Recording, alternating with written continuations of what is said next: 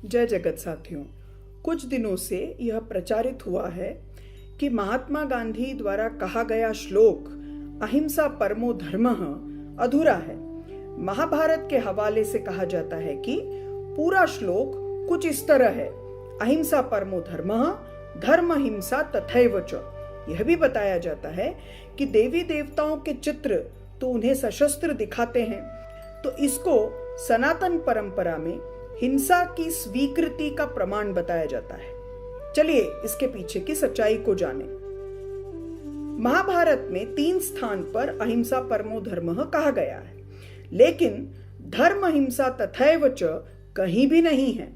पहला उल्लेख आदि पर्व के अध्याय 11 श्लोक 12 में आता है, जब स्रोत मुनि कहते हैं कि अहिंसा सबसे बड़ा धर्म है और जीव सम्मान सर्वोच्च गुण है। दूसरा उल्लेख वन पर्व के मार्कंडेय समस्या पर्व में आता है, जब मार्कंडेय ऋषि वन में युधिष्ठिर को धर्म व्याध यानी शिकारी और उसकी कौशिक ऋषि को दी गई सीख का बखान करते हुए कहते हैं कि अहिंसा सबसे बड़ा धर्म है और वह सत्य में स्थित है। तीसरा उल्लेख अनुशासन पर्व के दान धर्म पर्व में आता है, जब भीष्म अपनी शरशैया में मृत्यु से पहले और युद्ध के बाद युधिष्ठिर को सीख देते हैं कि अहिंसा परम धर्म है, परम तप है, परम सत्य है और धर्म में प्रवृत्त करता है। हमारे किसी भी धर्म ग्रंथ में हिंसा की इजाजत ही नहीं है। यह कुप्रचारित, शास्त्र रहित, आधारहीन श्लोक 19वीं 20वीं सदी की खोज है। हालांकि इस श्लोक के प्रतिपादन का श्रेय जिन स्वामी जी को दिया जाता है, इसका भी प्रमाण नहीं है कि उन्होंने भी वास्तव में यह कहा था। रही बात देवी देवताओं के तस्वीरों की, तो मूल प्रश्न यह है कि सनातन धर्म में ईश्वर या धर्म को, ब्रह्म को कैसे समझा गया है। सनातन परंपरा में ईश्वर का अर्थ है सत्य, केवल सत्य।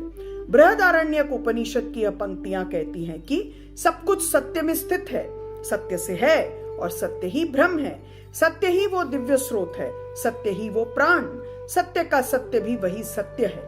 ब्रह्म या ईश्वर को अजन्मा, अमृत, अविनाशी, गुण से परे, निर्गुण, नाम और रूपाकार से मुक्त माना गया है। ब्रह्म अजन्मा, निडर, स्वप्न से मुक्त, नाम और रूपाकार से परे, सर्वत्र है, सर्वज्ञ है। सनातन परंपरा में देह का कोई अस्तित्व ही नहीं है, तो यह सब काया केवल माया है। अस्तित्व केवल नाम रूप से परे ब्रह्म का है। तो काया को माया समझने वाली परंपरा में ईश्वर का कोई रूप, आकार, आवरण, आभूषण, हथियार कैसे हो सकते हैं? वह तो हमारी कल्पना है। सत्य के निर्गुण निराकार तक जाने के लिए हम कई तरह की छवियां बनाते हैं। हम जितने आधे अधूरे हैं, जाहिर है कि हमारी कल्पना भी उतनी ही आधी अधूरी है।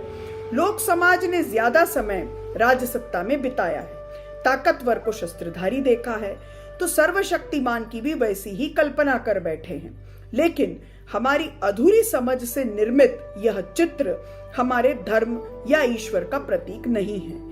राजनीति से प्रेरित यह दुष्प्रचार न केवल हमें धर्म के मार्ग से भटकाते हैं, बल्कि धर्म का आड़ लेकर समाज में नफरत और हिंसा का जहर घोलने का काम करते हैं। हमारे धर्म का इससे बड़ा अपमान क्या हो सकता है? इससे बड़ा अधर्म और क्या हो सकता है?